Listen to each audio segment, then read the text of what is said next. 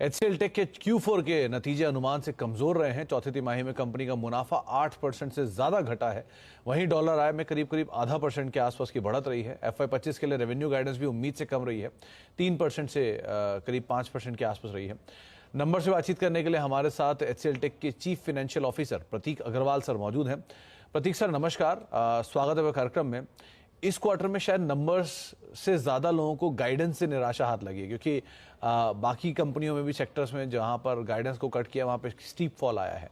चौथी तिमाही के नंबर्स और गाइडेंस, इन दोनों को लेकर आप कैसे देख रहे हो, और क्या शॉर्ट टर्म प्रेशर है मार्केट्स में, या ये प्रिवेल करेगा अभी कुछ दिन? देखिए, हमारा पिछले 2 साल से अगर आप ट्रैक रिकॉर्ड देखें, FY23 में भी हम जो लार्ज कैप कंपनीज हैं, जो Tier 1 IT सर्विसेज प्लेयर्स हैं, उसमें हम सबसे ज्यादा ग्रोथ दिखाई हमारी सर्विसेज बिजनेस ने, 15.7% इन FY23।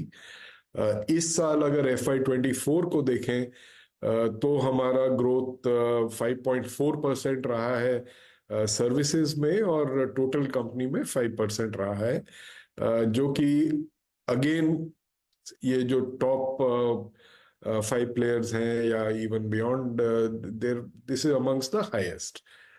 तो हमारा जो पिछले 2 साल से ट्रैक रिकॉर्ड है, इट इज द हाईएस्ट।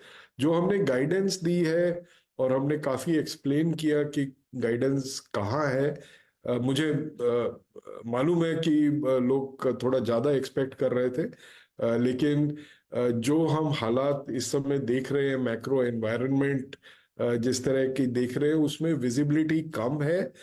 हमने जो एज्यूम किया है कि जिस तरह से पिछला साल रहा है, FY24 रहा है, उसी तरह से FY25 अगर रहा तो कितना ग्रो करेंगे।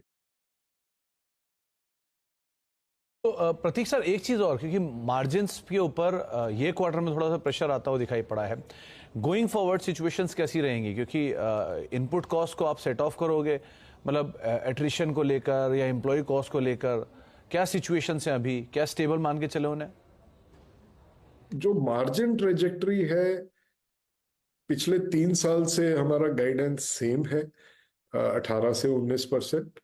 पिछले साल भी हमने 18.2% डिलीवर किया, उससे पिछले साल भी 18.2 था, और हमने वही कैरी फॉरवर्ड किया है 18 से 19%। तो मेरे ख्याल से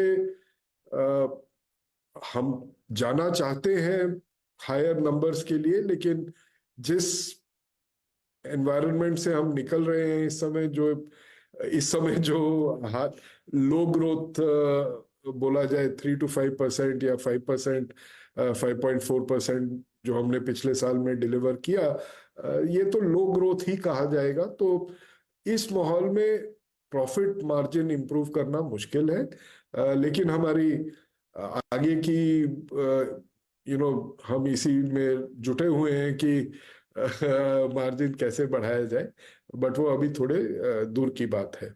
तो एट्रिशन, जैसा कि आपने खुद ही कहा कि अब काफी स्टेबल हो गया है, पिछले 2 क्वार्टर या मे बी 3 क्वार्टर से वो 12.5% के लिटिल बिट फ्लक्चुएटिंग है। तो मेरे ख्याल से तो अब ये ही रहना चाहिए, बट अभी इसमें आगे का बोलना बड़ा मुश्किल है।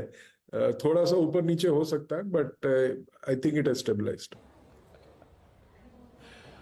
जी, तो थोड़ा स्टेबलाइज हुआ है एट्रिशन, लेकिन हाँ, मार्जिन को इंप्रूव करने के ऊपर कंपनी काफी फोकस कर रही है। बहुत बहुत शुक्रिया प्रतीक सर हमारे साथ मौजूद रहने के लिए और नंबर से बातचीत करने के लिए, डिटेल्स में हमसे चर्चा करने के लिए। हालांकि स्टॉक में आज स्टीप रिएक्शन जरूर देखने को मिल रहा है।